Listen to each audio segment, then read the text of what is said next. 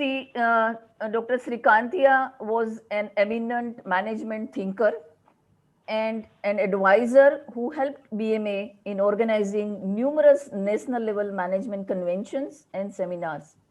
He was very great wisher of BMA and was actively involved with BMA activities ever after his retirement. We fondly remember him and his contribution, his involvement in the BMA's, the journey so far in the management development programs and the contribution to the fraternity of Gujarat as a whole. So this program, to be very short and specific, this program is an attempt to humbly tribute him. We fondly remember him, and we every year we organize this particular workshop or a seminar in his remembrance. So on behalf of myself and entire BMF family, I welcome Dr. Sridhar and his family, and we really are today very thankful to our respected eminent speaker, Dr. Madhu Kumar Mehta. I know, sir, you are been very much prominent and very much leading throughout the journey of last so many years in Vadodara. I have remotely have felt your contribution and been witnessing throughout my journey, even my journey as an IT entrepreneur in Baroda. So today's talk on understand, benefit, and shape through the emerging digital universe, I am really sure that no one else can do a better justice to this, to these emerging topics. So, sir, we also welcome you today, and I'm sure I will only say that your valuable enthusiasm is only a takeaway for me today at this age.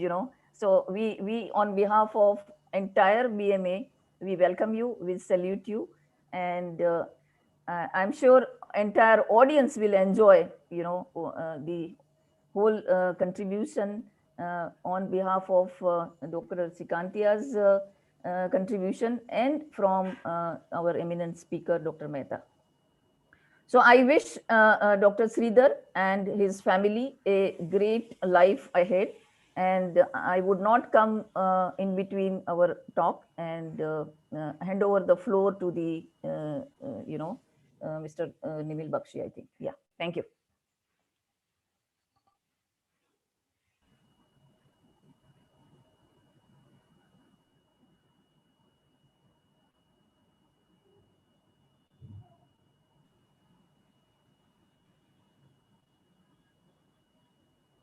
Now, Nimil Bhai will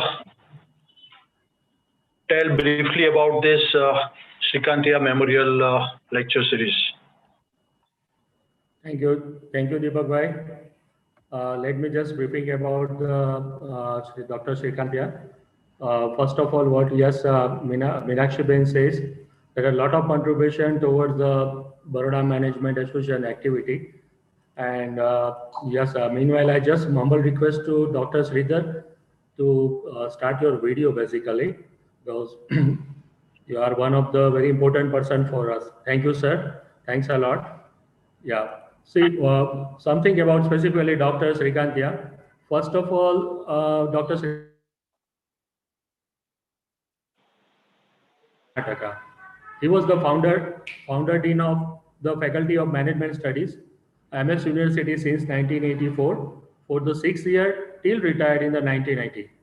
Earlier, he served as a professor of business economics in the Faculty of Commerce, MSU, and he had a distinguished academic record with the PhD in economics from the very world-renowned and India's famous IISc Bangalore.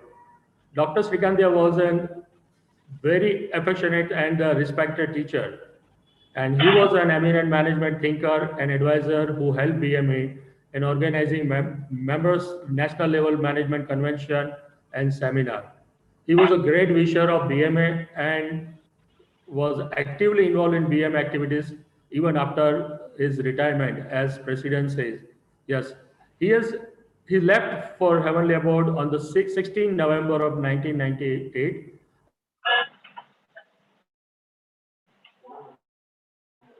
water. So, friends and respected members, every 16 November 1990, from 16 November every year, we are organizing this talk show as a special talk show of the Friday Annual Talk, and very known as a Dr. Srikantia Memorial Lecture. And you can see that how importance of Dr. Srikantia's involvement in the BMA, that it's a wonderful day for me as a ninth time I'm organizing this session at BMA. And very important factor I would like to share that today's chairman, Mr. Deepak Shah, worked with the Dr. Srikantia when Mr. Deepak Shah was a managing committee members at BMA. So you can see how the golden memories connected with the BMA, and that's the reason that every Friday evening talk I say my well-wisher of the Friday evening talk participant as a family member of the BMA. So this is the real definition of Baroda Management Association family.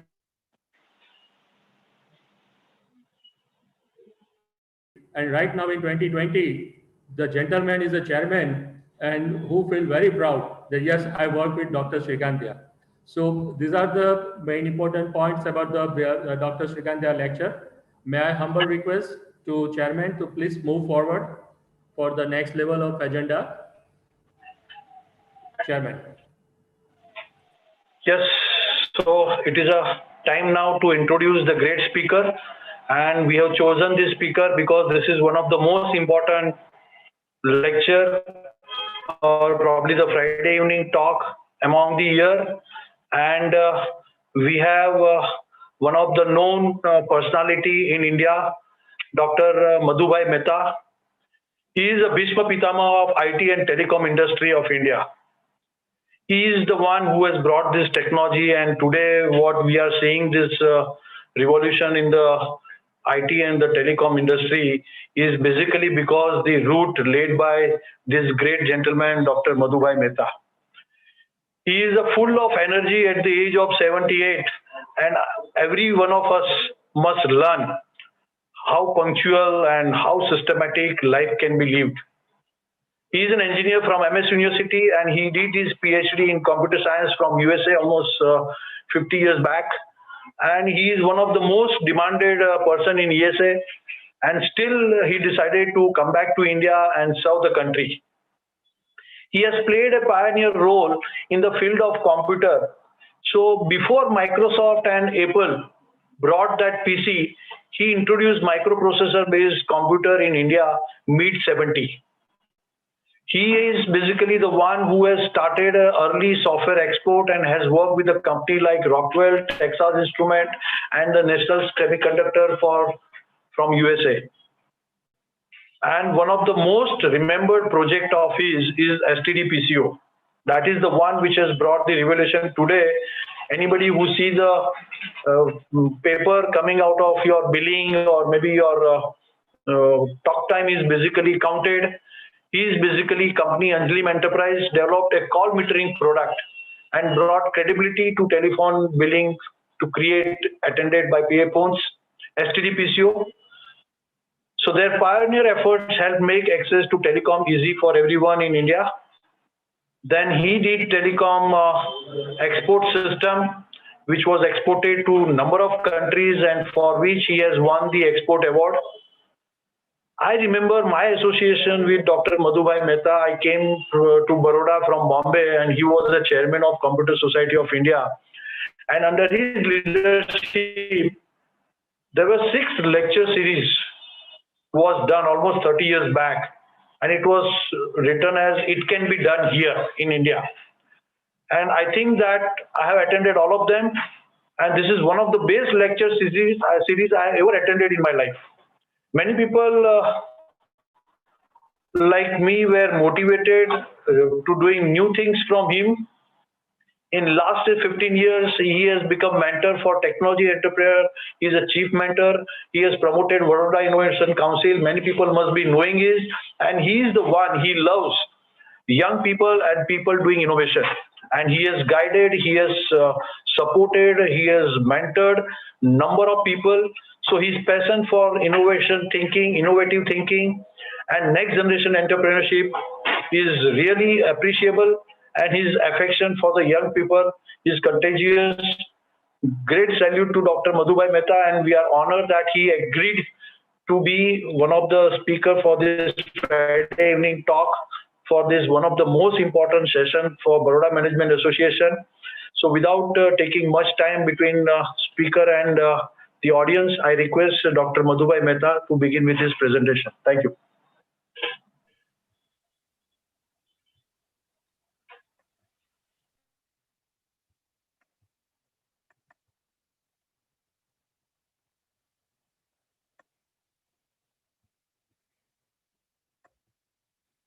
Am I audible? Is everybody able to hear me? Yes, sir. Yeah. Is my screen seen on the? Yes. Okay. Yes.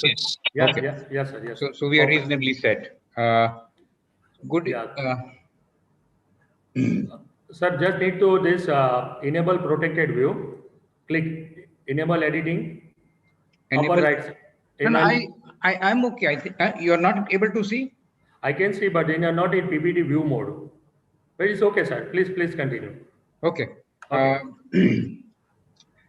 First of all, good evening, everybody, and many thanks to BMA and to our dear friends Deepak Shah and Minakshi Vaishnav, as well as number of people who know me in BMA. So good evening, everybody, and thank you very much for inviting me to deliver Srikantaya Memorial Lecture for this year. I have known Dr. Srikantaya from the early days, and my closer relationship with him was in the beginning when he was the dean of the Management Institute, when a colleague of mine, Mayank Dholakia, became a professor in the MS University. I have very fond memories of him, and it is an honor to be able to get an opportunity to deliver this lecture. The topic for today is understand, benefit, and shape the emerging digital universe. What I would do in the next 30 to 40 minutes is follow this approach. First, we'll begin with why it is important for us to know about digital universe. Then we will see what are the drivers of change and its impact, what has happened in last 30, 40, 50 years. With that understanding of how we have arrived at wherever we are, we need to understand what is the emerging digital universe and how do we benefit from it and how can we shape it. After that, towards the end, I will take a minute or 2 minutes about Vadodara Innovation Council and our new program, InnoQuest-Digital.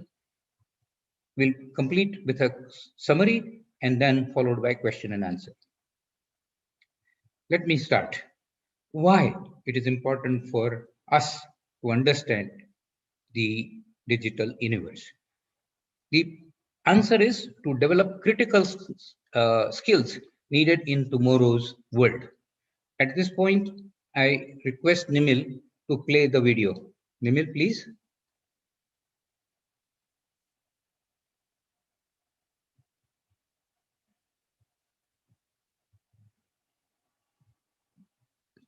Nimil, is everybody there?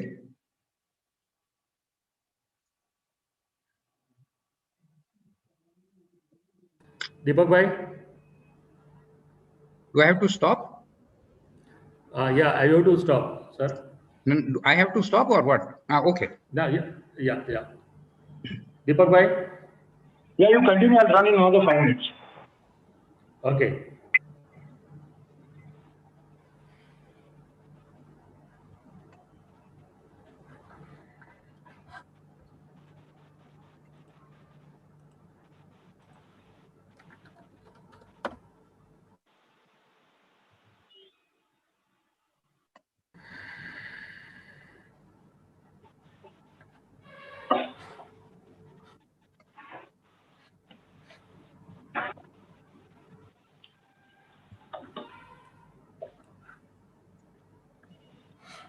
Nimil bhai. हाँ connection problem. Can you replace? Okay. Just hold on.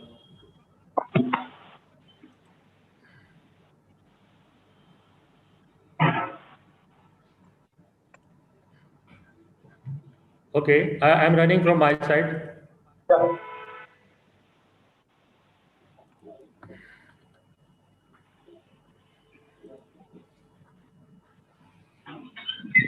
Just a minute. Okay.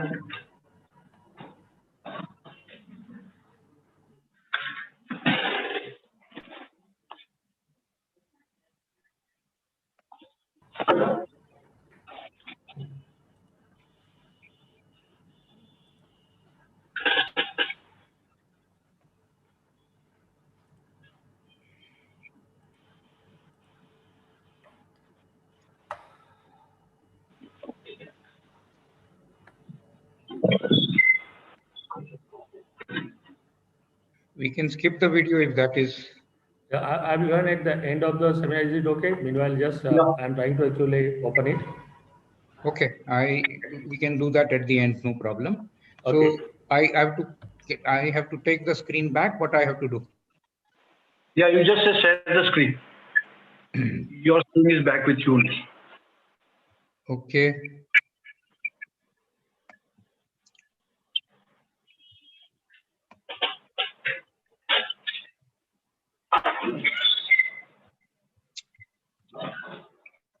Now do the full screen, right?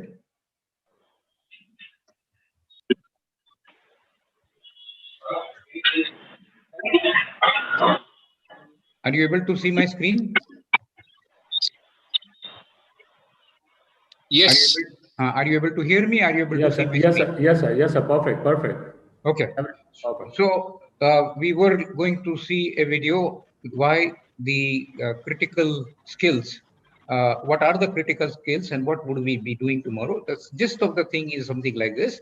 It will affect all of us. World Economic Forum has identified the skills that are going to be important starting year 2022. And you can see on the in the black background, what are the skills which are going to be declining?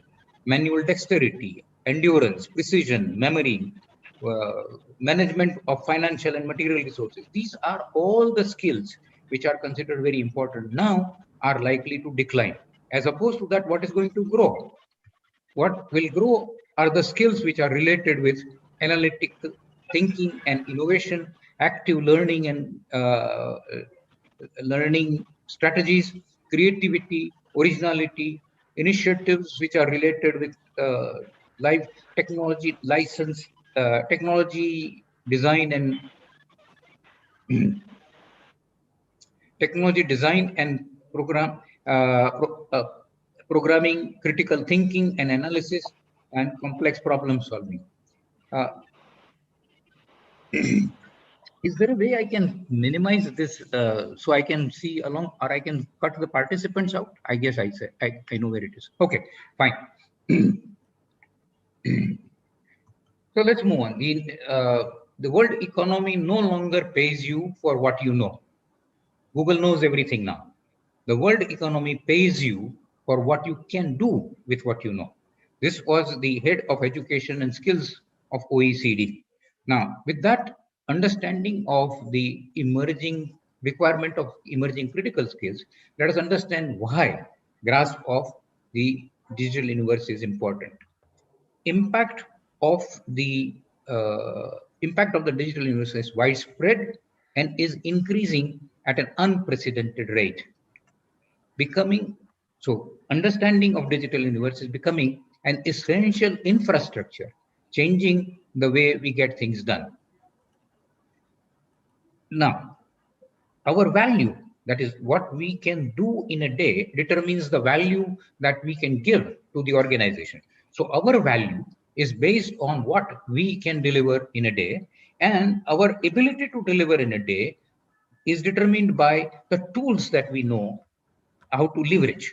So knowing the tools increases the productivity, and being ahead of the curve is what makes life more comforting rather than being pushed around. So if you look at it in a holistic way, grasp of digital universe is something that is going to be required progressively more so, and being ahead in terms of understanding the digital universe will enable us to increase our productivity, increasing our value to the organizations, because this is going to become an essential infrastructure as we go forward. And I'll give you some glimpses of it as we see forward.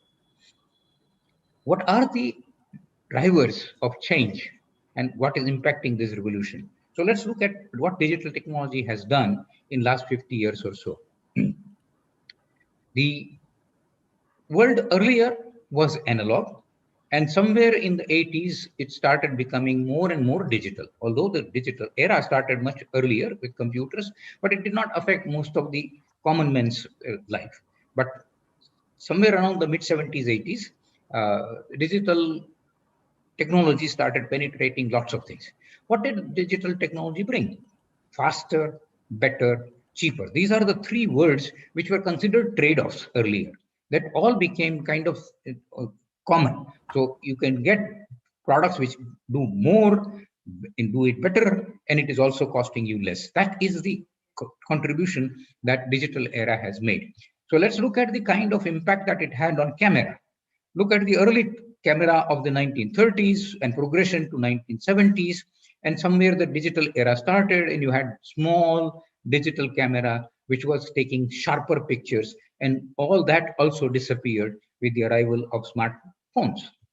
Same thing about TV. Earlier it was bulky, slowly it became smaller and smaller, better performance, lower cost, and it continued. Similarly, about recording of sound or playing of sound, from gramophone to tapes to cassettes to CDs, which was digital era, to iPods to today's smartphones. Look at the computer revolution. It started with a large volume mainframes and kept on reducing in size to today's smartphones, which are many times more powerful than the early computers. As you can see, the form factors has gone down, costs have gone down, performance has increased. That is the contribution of the digital era. Look at phones. Early phones, progression, somewhere analog to digital, and then digital onwards. Early phones with some data, and then later on phones with smartphones, and now even the wristwatches, which are able to can be used as phones. If you look at mobile revolution, then in the 80s, you had started early what we used to call bricks kind of mobile phone, which had analog voice and no data. On to 2G, which started with digital voice, but very low speed data. 3G onwards, data started a little bit more decently. In 2000s, you had 2 megabits per second in 3G, about 300 megabits per second in 4G, and now 1 GPS when the 5G will arrive in India. What are the forces which are shaping the digital universe? Mainly there are three. First is hardware, which has constantly increased in speeds, capabilities, while reducing cost and size. Second, the interconnectivity with mobile and with internet and with cloud computing. All these devices are able to work together to produce desirable results. And what drives all this is software, powerful and usable software, whether it is artificial intelligence, augmented reality, virtual reality, machine learning, deep data. Lots of software software has been created, software technologies have been created, which allows the hardware to be deployed and interconnectivity to be used to create wonderful digital universe. Let me show you in the next slide each of the area a little bit more in detail so you can appreciate what is happening. Hardware-wise, faster processors give you various kinds of smaller, better chips, but in addition, it gives you special functionality, the GPS, the DSP, etc., etc. Faster and bigger memories has been brought about, increasing the functionality, speed, and declining cost. And faster and bigger external storage. And if you recognize that the storage expense, the cost of storage has gone significantly down, creating abilities to produce servers, data centers, etc. So today's ability to have gigabyte storage on the cloud is due to continued reduction in the storage prices, external storage prices. Moving on to interconnectivity, you have internet cell towers, which is now ubiquitous, where everybody is able to access them from anywhere in the world. Speeds are better, costs have gone down, and you have gotten a unique ID through your mobile number, which is used as an identification in very many applications that we have. You have number of devices and components which have come about because of the digital interconnectivity requirements, including the displays and various other things. And the batteries have also become special so that your lifetime of the session can be much longer. The weight can be reduced and so on. Sensors. Increasing number of sensors have created a wider applications, and number of things which are in the real world can be now sensed through the various devices. So they can be interconnected to this wide network of devices. Moving on to software. Software, the operating systems, the database systems, machine learning, etc., have created components, and interworking and reusability has created this capability available to all. While interworking has evolved some standards and some protocols so that the programs can work with each other and can build onto each other to provide additional functionality. Ease of use. Look at the early computers where you had command-driven things. You moved on to mouse, to touch, to multi-touch, and now almost voice, that you can command a system. Progressively, better software, better hardware has enabled us to create more usable systems, and software has now reached a point where whether it is taking 5 clicks or 1 click or 2 clicks becomes a very important design consideration. Having this understanding of what are the forces which has created this digital universe, let us understand what is the likely to be in terms of where have we reached? What is the emerging digital universe? Cloud computing is on-demand network access to shared computing resources. And let me take one example to illustrate. Access to this cloud is through a smartphone. This is a bit heavy slide, but as I walk through it, you will be able to appreciate it. So follow the words and follow hopefully my cursor that you can see. Let's take an example of Paytm and only take one function, which is load money and pay. Your access is through your mobile phone, and there is an application called Paytm. Now, it works with an application in the cloud as software as service, and there would be a Paytm corresponding software which will be interfacing with the mobile phone to provide you with the function. As we move on, this particular application is inside the cloud, and it is able to use hardware to do more things like computing power. If it needs, it can take the computing power. You can use the storage, etc., etc. So there is an infrastructure available in the cloud to be able to share amongst various applications. Similarly, there is platform technologies available for software. So you can have object identity or queues or databases. All these are standard pieces of package software which are accessible to your application. Now, application with the help of resources available in cloud computing in general will be able to provide the function that to be used. For the function of loading memory and paying, you need to get a command from your side to say, I want this much money from this bank to be transferred to my Paytm account. There is an authentication required. For authentication, somewhere along the line, Paytm has to approach its own server and find out whether you are a recognized person and whether there is an account and so on and so forth. Once authentication is done, it will have to go to a payment gateway to request your bank to get the money debited from your account to their account.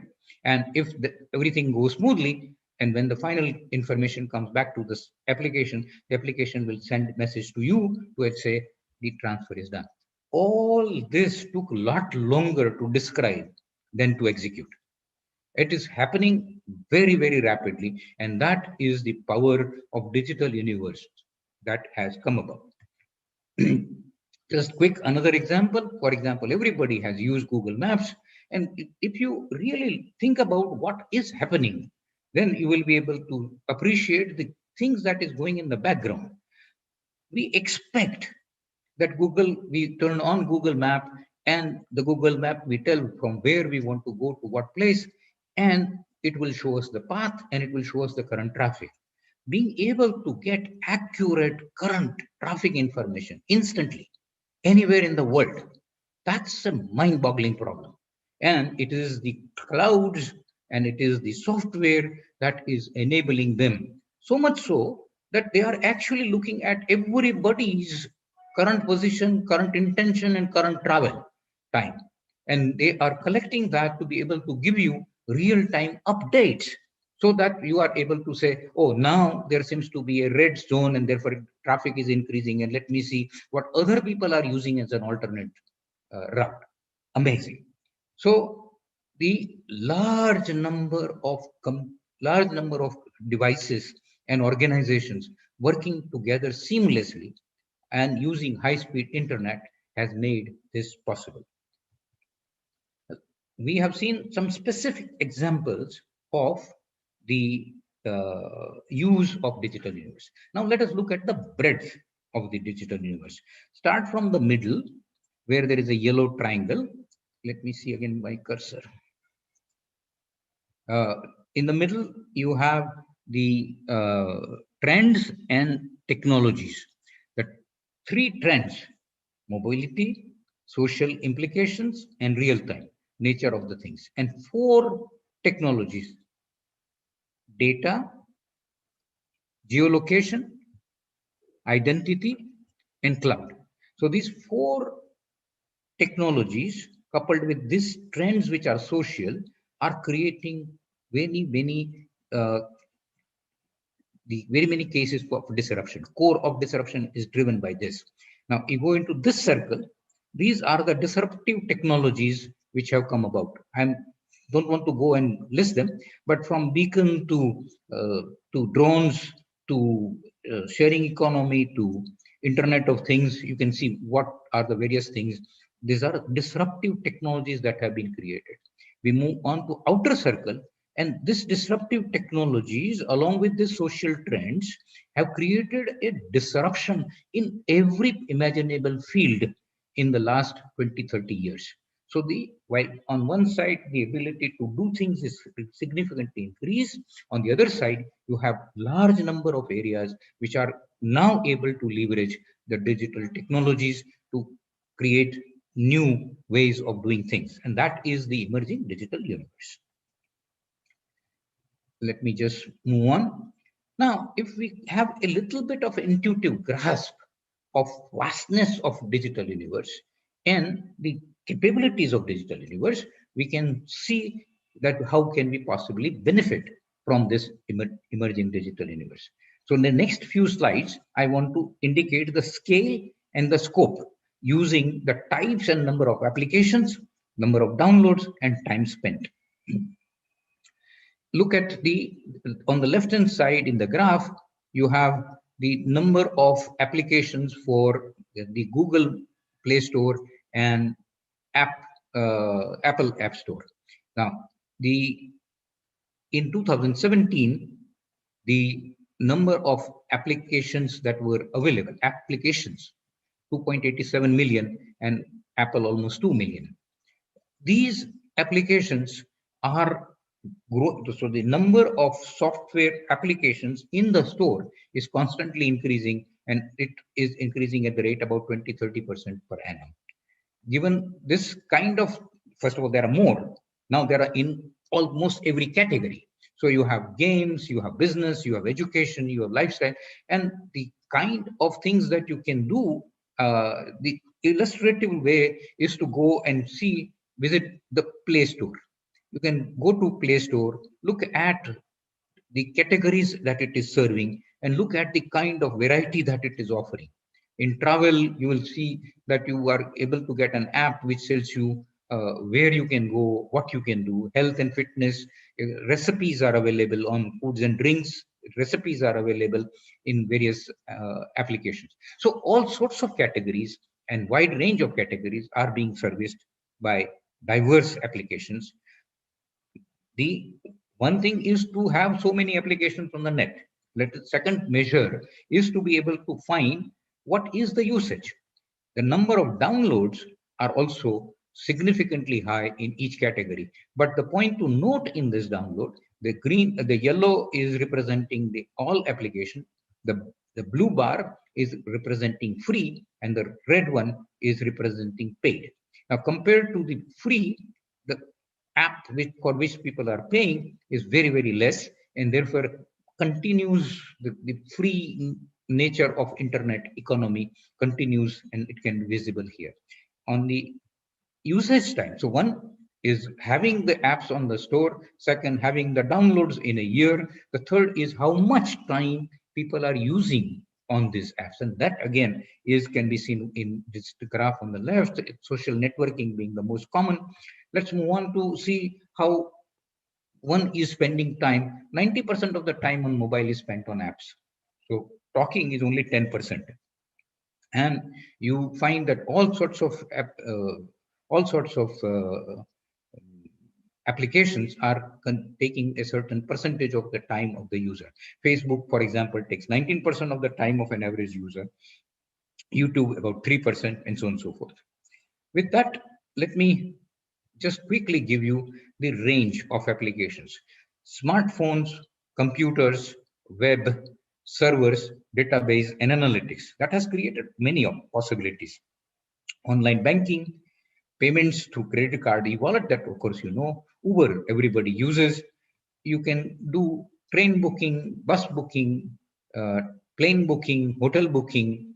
You can order food. Everybody knows this. In addition to this, there are innovative apps. Fitbit, Google Fit. You have Arogya Setu, which recently came because of COVID. Google Assistant, which allows you to be able to talk to things. Or karaoke, where it is encouraging you to sing along and record your own songs. So whether it is agriculture, whether it is medical, whether it's home automation, whether it's auto, there are large number of applications which are coming into place. For our purposes, I have tried to take the two extremes, extremely difficult and extremely simple. So let's go with extremely difficult first. Look at Google Translate. Innovative use of large database and software is illustrated by Google Translate. Text can, Google Translate in text can translate 103 languages. What you have to do is just type and tap the translation. So for example, here is the text. That is something that you want to translate. You tap it and it will give you the corresponding. You have to select the language that you are interested in to begin with, and it's like a setting, so it is always done. And when you tap this, you will be able to see the translation in the local language. The interesting thing is that once you go to a country, set that language, you will be able to have a much greater comfort zone in terms of moving around in that country. What if the internet is not there? So these people have thought about that. Google Translate supports 59 languages, even though even there may not be any internet. So it is an offline operation. It has a camera and it has interface with camera and does a translation with camera. I'll show you that in the next slide. The Google Translate has ability to do some things with photo and high quality translations. Conversations can be translated while you are having a two-way conversation with two people. 43 languages are supported like that. And you can draw hieroglyphics and type in 95 languages. You can draw text characters and it will understand that. It also stores phrase book so that you can take pet phrases if you are traveling abroad and you are able to recall these phrases, and so you don't have to type all the time. This introduction of Google Translate, let me show you the thing that fascinates me. You, this is what Google Translate can do on the fly. You go to a place and you see this sign. Now you don't know the language and you don't know what it means. And you can take a picture and do translate, and it will take the same picture and overlay the translated characters in this so that you are able to instantly understand what it means. The kind of background software that must be supporting this is huge. But that's what the digital universe does at one extreme. With that, we'll move on to the next example, which is simple. So not every application has to be so involved. So let's look at a very simple example. There is an MIT app inventor, which is actually meant for school students. And there was one class that was run in Vadodara itself. And one dealer had a problem that his salespeople were not able to quote consistent prices. So he asked and he said, can I possibly develop an app which I will be able to use to be able to solve my problem? He developed that app as a class exercise, and he gave every salesperson an app so that they can check the current reference price list on mobile. Useful? Certainly. Simple? At least it seems to me. It is simple. If a child can do it, it must be simple. Although maybe sometimes it is not. Anyway, moving on, ASHA health workers are using the digital universe quite powerfully. And let me illustrate what health workers have done. The ASHA health workers are organized in a 3-tier hierarchy. You have manager and admin who are supposed to be actually taking care of the smooth operation. There are a number of supervisors reporting to manager who are supposed to prepare daily schedules and monitor their visits and identify things which have not quite worked well. And there are a number of workers which are attached to a supervisor, and they are supposed to get the schedule, do the visits, and send data. How do they do that? They all have a smart mobile phone. And in this particular case also, the possibility of not having an internet is accounted for. So the people who are workers, they may be able to do the data entry while at site. It will be stored locally, and it will be then, whenever the internet is available, it will be conveyed to the supervisor. This kind of a data then goes to a manager, and with a cloud, they are able to store this data and analyze this data to identify how the rural health workers are doing and how is the rural health happening. This is being done regularly to monitor the progress of pregnant women in rural areas. Going to IoT, Internet of Things, the early applications of IoT has been in home. You can do a control of light, you can do reading of temperature, pressure, humidity. You can also control other gadgets inside a room. You can turn on refrigerator or coffee mixer or whatever. And what has happened is that mobile phone, especially smart mobile phones, have given the ability to app to actually create a very user-friendly, nice, comfortable look and feel user interface. With that much ground covered in terms of understanding and benefiting from the emerging digital universe, let's quickly look at the shaping of digital universe. I was thinking about what to do and how to present this, although that simple example was one way to start. But I came across this Kid of the Year award, which was given by Time magazine to Gitanjali Rao. Some of you may have heard of this. This is Gitanjali Rao. She is 15 and she is the Kid of the Year 2020. Gitanjali was given award for many things, but one of the things that she did is create an application called Kindly, which is actually to prevent cyberbullying. Being a teenager, being in college and school, they have this cyberbullying, which is very important. And what she did was that she created an application which is using artificial intelligence technology, and she hard-coded some words which are indicative of bullying. Then the artificial intelligence engine identified large number of similar words which could be perhaps giving the same bullying effect. So when a child is supposed to download this app, and the app actually helps him, because when he types in words or phrases, this application checks if if it is likely to be bullying. If so, if the application finds that this is towards bullying, it alerts and provides option to either edit it or send it as is. So if you're really mad and you want to really bully, then it's okay, it permits you to do that, but it makes you question. The goal is not to punish, it is to give you a chance to rethink. And when asked, how did the teenagers actually accept it? Didn't look like they would actually resent it. She says, it does not seem like I am being micromanaged, teenagers say.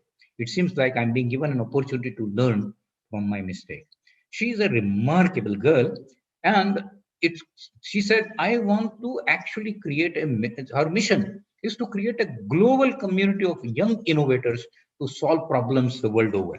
15-year age, US, wanting created an app which is something which is using artificial intelligence, and she wants large number of youngsters to actually create apps to solve problems of the world over. She says, I hit my goal of about 30,000 students. In mentoring, I'm excited, and it is creating a community of innovators. She says, I really hope the work that all these kids are doing identifies innovations as a necessity and not something that is a choice anymore. I think more than anything right now, we just to find one thing that we are passionate about and solve it. Everything makes a difference. Don't feel pressured to come up with something big. The point is, if the technology has arrived at a point where it is possible for you to solve individual problems, you may not be able to get million downloads, but it solves a particular problem. It is creating avenues for us to be able to use this universe for us. It is shaping for us. It is not necessarily shaping for the world. So the last few words in this segment is expect more from yourself. Understanding and benefit from digital universe and such stories actually will trigger possibilities in your mind. When such possibilities are triggered, and when you know what can be done, at what cost, in what time, it would help you imagine what is feasible. And when you know how, it will help you implement or get it implemented.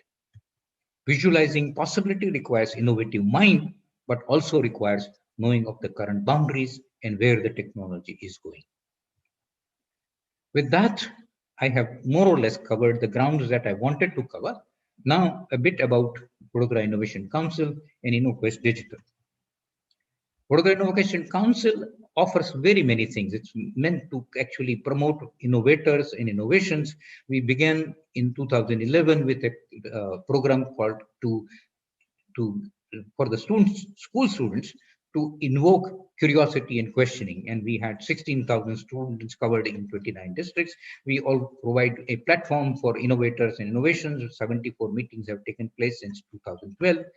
And we have a Tod Phod Jod program, which is a premium program, which became important for experiential learning. And we had last year a special fest, and where we had invited Sonam Wangchuk, and the program had a competition where 12 schools and 287 students had participated.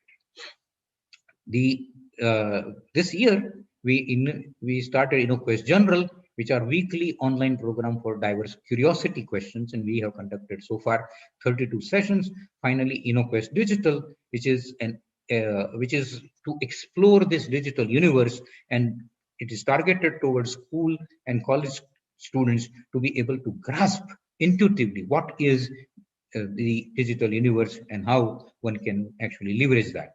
It has come to a school and college level. With that, let me just share briefly with you what is InnoQuest-Digital. Remember, when we were talking about cloud computing, we said large number of interconnected devices and organizations working seamlessly together using high-speed internet makes this entire digital universe possible. Turns out that all this is based on few simple operating principles. And InnoQuest-Digital extracts such principles to build on such notions which lead to developing an intuitive grasp. We have our third batch starting on 18th December, and there are 12 sessions in this of 60 to 75 minutes. More information at the website. What does it cover? It covers enough ground to enable an intuitive grasp of the emerging digital universe. We cover things like working of mobile internet networks, cloud computing, online payments, GPS, and how do those things work. Enough to be able to grasp how things really work together. Provide greater insights into the working of smartphones, hardware, operating system, inbuilt sensors and gadgets, camera, GPS, range of applications, outside centers, agriculture, so on and so forth. And we provide an opportunity to develop, test, and run simple mobile apps. Learn how to use MIT App Inventor, discover the building blocks of an app, think of an innovative app, and build it. Hopefully, we'll also have some competition at the end of the year after a number of students have taken this particular course. With that, I'm coming to my end of my formal presentation. I will be available for Q&A. I hope the speed was sufficiently acceptable in terms of assimilation. And let me just summarize quickly. As we said, world economy will no longer pay for what we know. It will pay only with what we can do with what you know. The kind of skills which are required and growing are something that we revisited, analytic thinking, etc., etc. Digital universe, to be able to tap into it, will require all the skills that we are considered critical in the report. So future will reward those who can leverage digital universe to create value. Getting intuitive grasp of emerging digital world is important, essential, and possible.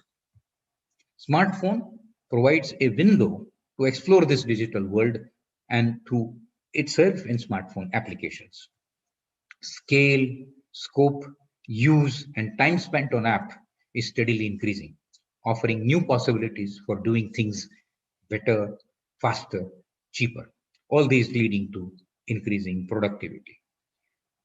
I hope this overview of the digital universe has helped you understand what are the driving factors and what has brought us to this stage and how you can benefit from it on a personal basis and for your organizations. Thank you very much. Again, I would like to thank BMA for giving me this opportunity to deliver an important lecture in memory of Dr. Srikantaya. Thank you, everyone.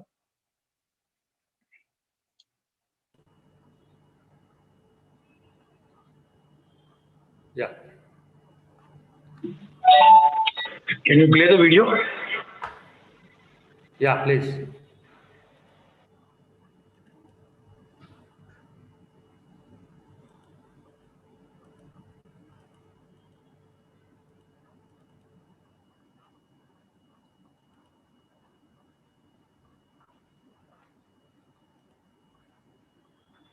Can you hear?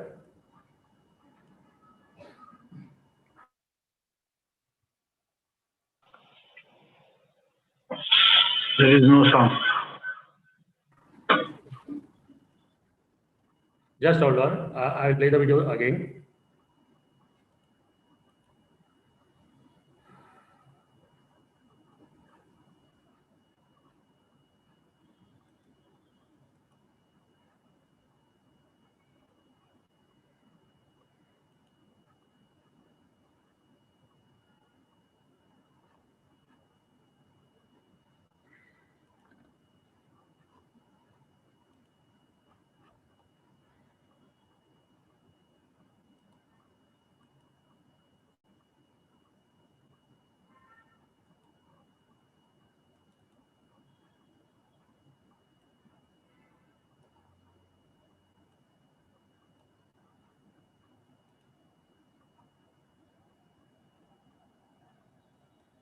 Can you say?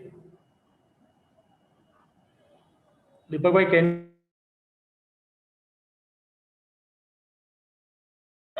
Yes, we can see. okay. Just play. No sound. Can you make my laptop a host? Because I could not play because that host has gone from there. I have Because started I video. could, but the noise is not coming. There is no sound. Okay.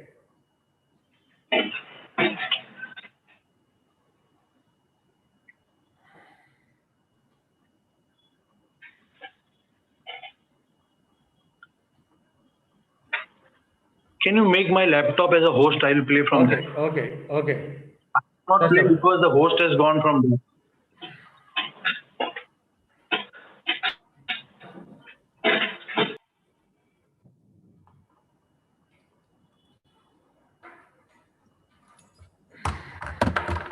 If it helps, you can remove me from host. I don't have anything to share now. So. Yeah, Deepak bhai, you are host.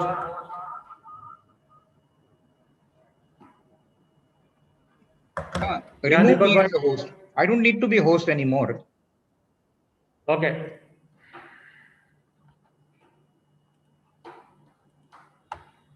Yeah, Deepak bhai, please.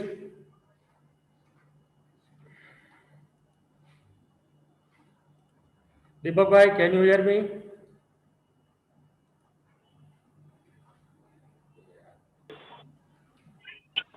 Laptop को host बनाओ यार, निमिल भाई.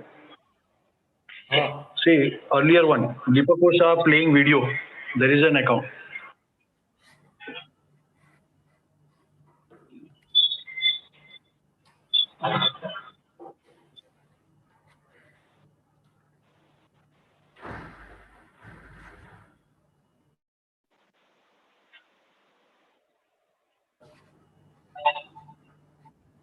Deepak bhai, તમારું નામ નથી આવતું.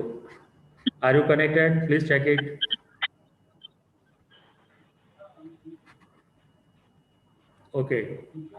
Okay, just a minute. Yes, sir, please. Now it's connected.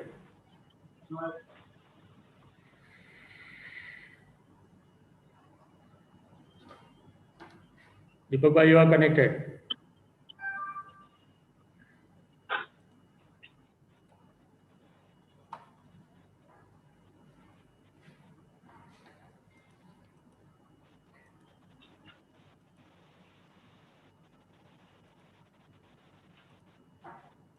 Yeah, you are connected.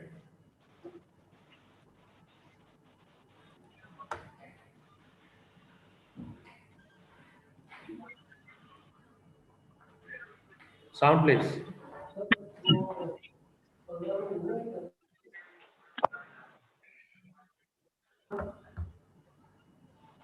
Sound, please.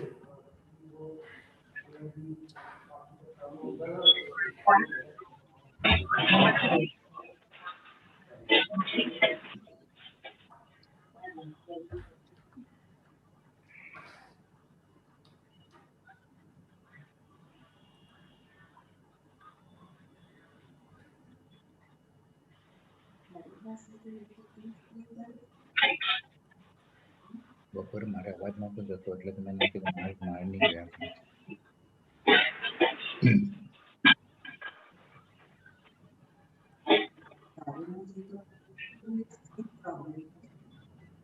એ લોકોને જતો હતો ત્યારે.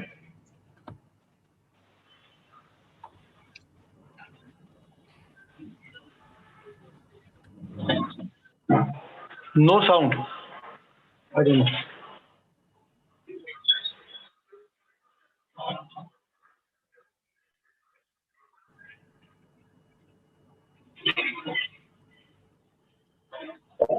Nivil bhai, what we will do is we will share a link to each the participants so that they can play this video, and we'll continue with this program.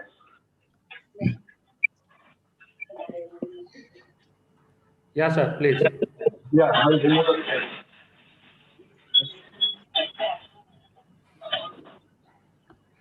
There is some issue in the video sharing, sir. Please. Yeah, go ahead. If how do you moderate the questions now? Is somebody going to ask me or? in the sir. chat. In the chat box, people will ask the question, or somebody, if you want to ask, they can also raise the hand, so I can convert him No, to no. the panelist side. From the chat box, I request Yeah. somebody from BMA to actually raise the question. You can sort it out and you can raise the question, Okay. because if I Okay. start looking at chat box, I am No, not no, being. no. I agree, sir. Agree, sir. From Mr. Udham Singh, that's hacking in a serious dangerous event. Defense PMO Minister, are we getting affected, and how can be it can be footprint? Foolproof. How can we? Sorry, foolproof. Foolproof what? I did not fully understand. Hacking. Huh? Yeah, I'm just repeating the question. Hacking is serious danger even at the defense and PMO. Minister are getting affected. How it can be foolproof? Hacking can be foolproof. Nothing new technology. Whenever it is, it always comes with certain amount of dangers. Over a period of time, these dangers are understood and taken care of. So there are in possibly 1 or 2 months, you will find that. Uh, so first of there are possibility two reasons. One, there are existing things available as protection, which some of these people have taken it lightly and may not have used. So use whatever kind of protection which is available to protect yourself. That is one way to prevent. The other precaution is don't entertain strangers, don't fall for the trap in terms of saying I will get so much, suddenly so much incentive, etc., etc. People are trying to actually hack for reasons of trying to get money from you or whatever, bank account details from you or whatever. So the uh, way to do is to protect yourself by using the tools which are available, becoming careful. But then again, there is a random chance that you may be hit with somebody who is a very smart kid and he has created a hacking which is yet not fully understood or clear. So you may become the victim, but that is a very small chance. But even then, within a due course of time, as a society, we will have defenses against such things. Okay. Any more question from the participant? You can just drop it into chat box or QA part.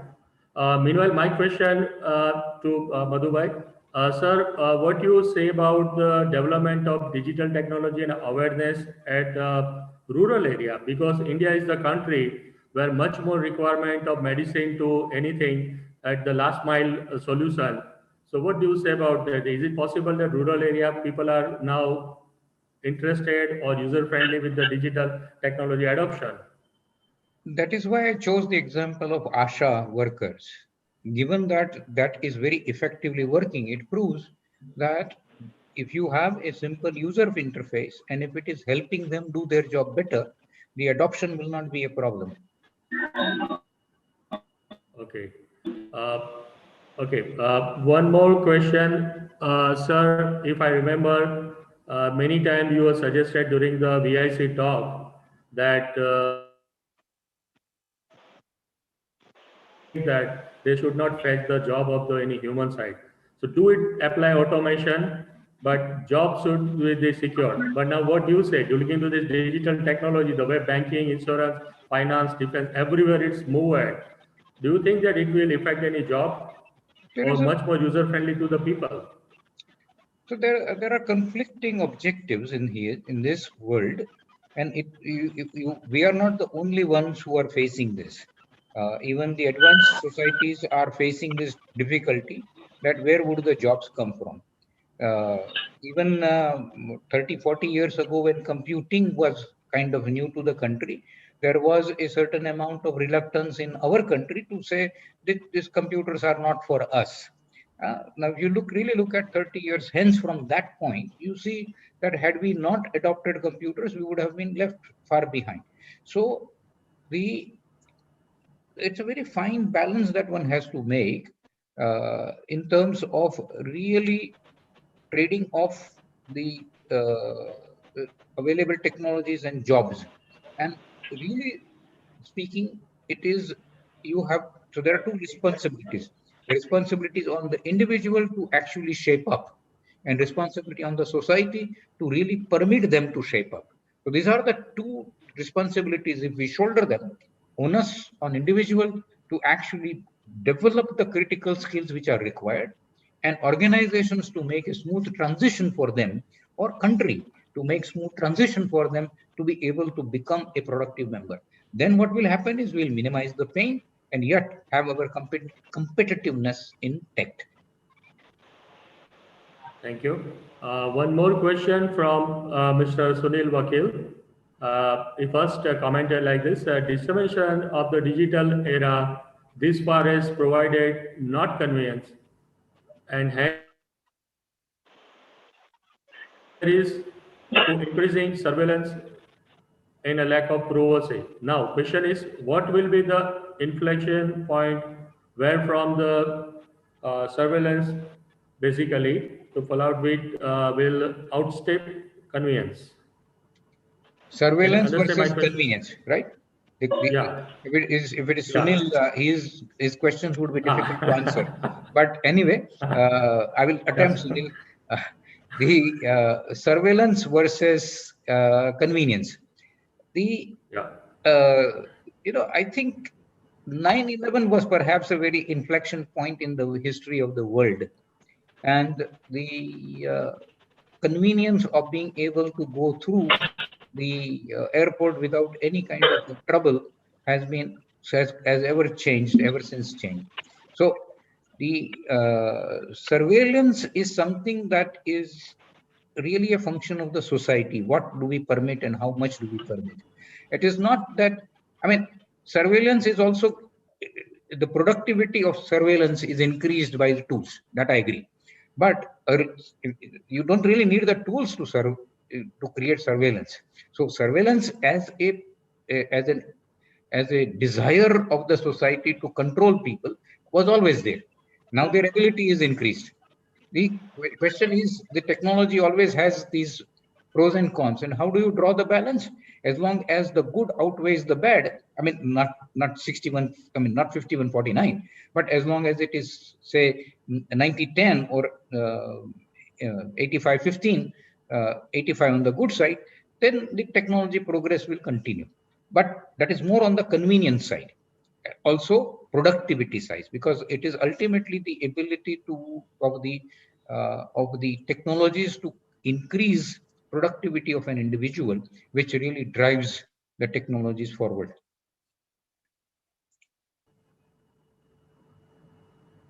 Okay. Thank you. Any question? Yeah, Deepak bhai? No, I think there is no question. There is one more question, that how it will affect the education system in time to come. Will school and college exist? No, that Like Sonam, ashram doesn't exist today. Sonam Wangchuk, when he had come to launch our InnoQuest-Digital program, he mentioned that now there is going to be a rethink in terms of the role. He was talking more in terms of COVID, being able to really get an online access to large amount of online classes, which actually has better content than what a local teacher is likely to be delivering. And in that sense, the kids would actually feel that what is the point of going to school, and what is going to be the education. So there are 2 points. One point is that education system as such will have some fundamental changes as the digital universe really spreads. Role of schools, role of teachers is going to get transformed in terms of facilitation rather than information provider. Uh, so that's, and so as Sonam said, it would be laboratories for people. So they will go to school, they will experiment with things, and they will try their hands-on learning from experiential learning in the school. That's one side.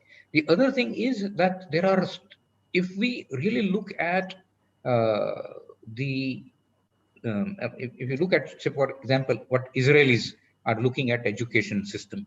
In Israel, they are saying that this role of schools and colleges is now no longer providing information, but they have to create a mindset for innovative problem solving. And therefore, all the skills that you saw of World Economic Forum identifying for the future, they are stressing that the role of the schools need to be transformed to really create that kind of a mindset, cultivate that mindset of innovation. And we see a difference in terms of the number of schools that we are dealing with, the number of children that we are dealing with as part of the Vadodara Innovation Council, attempt to really create a more innovative mindset in the children. Okay. Sir, in your digital universe area, what do you think about the Indian mindset? Many times we heard that Indians have participate in the basic fundamental email start their computer, software, hardware. So specifically in reference of Tod for Jod activity, do you think that there is a possibility in digital side also that India can do something from school level? Because coding 5 years back is popular for the master as to a class 5 or class 7 student. So what do you say about it? Toad for what kind of activity is possible in that area? We can develop something. The one complement of the InnoQuest-Digital is developing small apps using the MIT App Inventor, which is an attempt to bring an on-hand, experiential learning of the using the digital universe.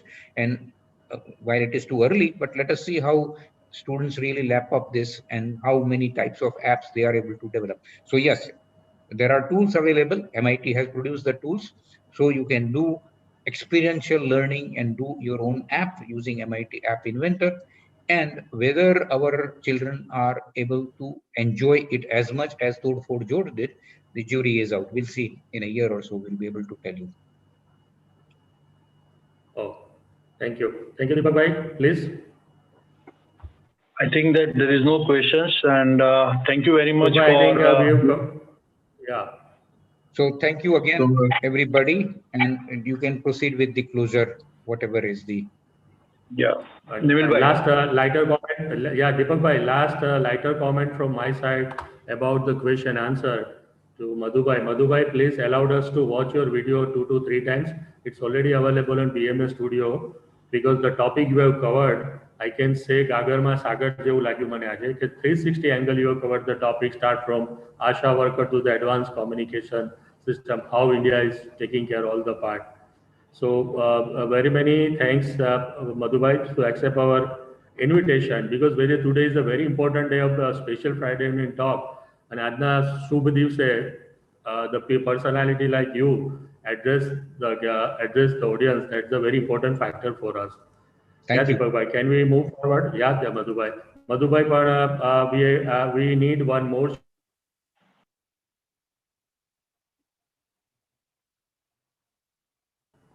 Deepak bhai, are you there? Yeah, I'm there. Yeah, thank you for. Deepak bhai, in the lighter note, again, one more comment કે મધુભાઈનો જે biodata છે, મને એવું લાગે છે કે 45 મિનિટનું એક સેશન મધુભાઈના બાયોડેટા વિશે હોવું જોઈએ. 45 મિનિટ નહીં, one full day લાગે. સાહેબનું બધું બોલવા જઈએ ને તો one full day. Just 4 slides I have designed that he has done the excellent activity. આપણે તો બહુ નાના છીએ કહેવા માટે, પણ એ 4 એરિયામાં ખાલી મધુભાઈ થોડુંક કાંઈક શેર કરે તો એક ટોક શો એમાં બની જાય એવું છે આમાં તો એની અંદર. Yeah, thank you, Madhubhai, with your wishes with us. I know, and let us any just same kind of program if we can organize in near future. Yeah, thanks a lot. Just we move ahead to the next schedule. Deepak bhai, can you just cover the next program idea about the RTC? In the next program, we are going to have Mr. Pandor, who is going to talk on how electric bill is being calculated and what are the various steps involved. So everybody received a bill, and then people will be able to learn how exactly those electricity bills are received and how exactly the calculations are done. And with this, I think we close the roundtable conference, the role of industry for Atmanirbhar Bharat, which is scheduled tomorrow, and it's basically at 9:30, and still we have a whole great speakers available for that program, and you can still register yourself till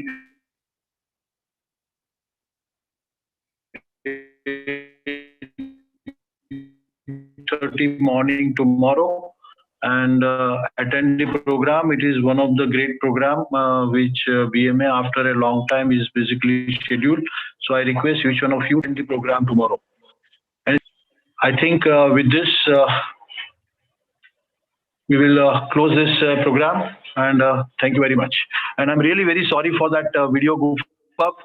I don't know last minute what has happened. We tried and tested, but somehow I don't know that hosting part got lost from my laptop, and again also it has not played. So I think that Deepak bhai, can I interrupt? Just with permission of Madhu bhai, can we upload the same video in the BMS studio? So at least people can watch it for 5 minutes and very interesting video. What do you say, Deepak bhai? Yeah, I know it is very interesting video, and we really missed it. So I'm really very sorry. Yes. With permission, Madhu bhai, can we upload the same video to BMS studio after this talk show? Because in BMS Studio is a YouTube channel where right now live streaming is going there. So we will upload them the same video at the end of the talk. Is it okay, Madhu bhai?